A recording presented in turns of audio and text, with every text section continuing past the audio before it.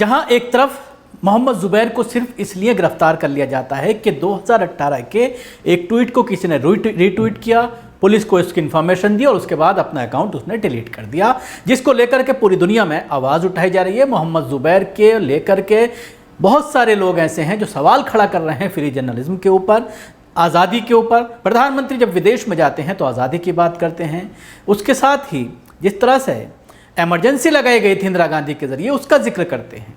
लेकिन मोहम्मद जुबैर के मामले में आप देख सकते हैं किस तरह का दोहरा रवैया और न सिर्फ पुलिस बल्कि कोर्ट के ज़रिए भी अपनाया जा रहा है। दूसरा मामला मैं आपको बताना चाहूँगा, रोहित रंजन जी न्यूज़ का एंकर, उसको छत्तीसगढ़ पुलिस गिरफ्तार करने आती है। 16 मिनट में उत्तर प्रदेश की योगी सरकार की पुलिस सक्रिय होती है और वो उसको एक मामला दर्ज करके उसको गिरफ्तार कर लेती है और शाम तक उसको रिहा कर दिया जाता है।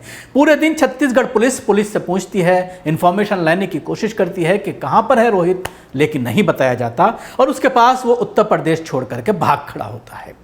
घर में ताला लगा हुआ है। उसके बाद उसके वकील सुप्रीम कोर्ट पहुँचते हैं, सुप्रीम कोर्ट को इस चीज़ पर मना लेते हैं कि इस मामले में सुनवाई ज़रूरी है बिना पिटीशन डाले हुए। ये बहुत बड़ी बात है। आज तक सुप्रीम कोर्ट के इतिहास में ऐसा कभी नहीं हुआ कि किसी मामले में कोई याचिका डाले बिना उस पर सुनवाई हुई हो और बाकायदा उस केस को लिस्टेड भी कर दिया गया हो अगले दिन की सुनवाई के लिए, जिसको लेकर के पहले से ही जिस तरह से सवालात खड़े हो रहे हैं पूरी प्रक्रिया के ऊपर, पूरी कोर्ट की प्रक्रिया के ऊपर, और उसकी दर्जनों मिसालें ऐसी सामने आती हैं कि कोर्ट किस तरह से दोहरा रवैया अपनाता है। आपको याद होगा जब अर्नब गोस्वामी का मामला सामने आया था, कोर्ट की छुट्टियां चल रही थीं, संडे के दिन स्पेशली कोर्ट लगा उनके लिए और उनको रिलीफ दिया गया। बिल्कुल इसी तरह से रोहित रंजन को लेकर भी प्लानिंग की गई थी सुप्रीम कोर्ट के जरिए, आकाओ ने कहा होगा, और उसके बाद उसको लिस्टेड कर दिया गया। जब हियरिंग के दौरान ही खुद उनके वकील ने बताया, सरकारी वकील ने बताया कि साहब अभी तो इसकी पिटीशन ही नहीं डाली गई है, आप इसको लिस्टेड किस तरह से कर रहे हैं। तो उसके बाद कोर्ट को अचानक अंदाज़ा हुआ ये तो बहुत बड़ी गलती हमसे हो गई, वकीलों को डांटा गया, फटकार लगाई गई। लेकिन आज इस मामले को जब सुर्खियों में देखा, सोशल मीडिया कल से ही इसको लेकर के पूरे न्याय प्रक्रिया के ऊपर सवालात खड़े कर रही है और देश की सबसे बड़ी अदालत सुप्रीम कोर्ट, उस पर सवालात खड़े किए जा रहे हैं। सुप्रीम कोर्ट कटघरे में खड़ा हो रहा है इस पूरे मामले को लेकर। शायद इसी वजह से आज इस मामले पर सुनवाई नहीं हो पाई। जो पूरी प्लानिंग की गई थी रोहित को रिलीफ देने की कि कांग्रेस शासित राज्य छत्तीसगढ़ से पुलिस आई है गिरफ्तार करने, कैसे गिरफ्तार करने दिया जाएगा एक गोदी मीडिया के एंकर को, उसको बचाना है।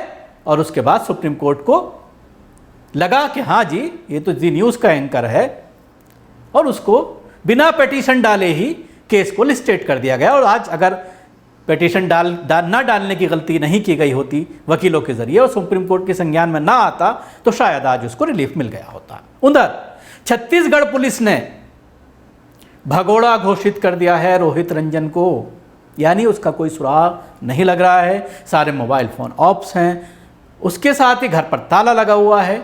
जगह जगह पुलिस तलाश कर रही है लेकिन नहीं ट्रेस कर पा रही है, इसलिए उसको भगोड़ा घोषित कर दिया गया है। लेकिन जाहिर सी बात है अभी भी सुप्रीम कोर्ट के जरिए उसको रिलीफ मिलेगा, शायद उसको दोबारा हियरिंग के लिए लिस्टेड किया जाए।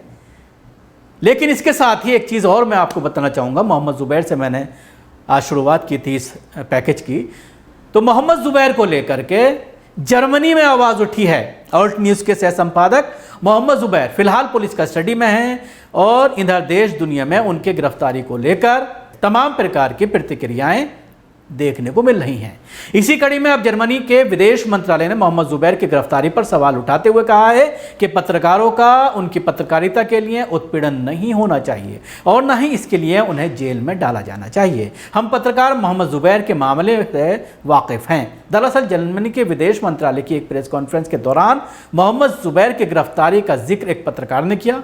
फिर इस सवाल पर विदेश मंत्रालय के प्रवक्ता क्रिश्चियन वैगनर ने कहा कि दुनिया का सबसे बड़ा लोकतंत्र होने के नाते भारत से उम्मीद की जाती है कि वे अभिव्यक्ति की आज़ादी और प्रेस की स्वतंत्रता जैसे लोकतांत्रिक मूल्यों की रक्षा करें।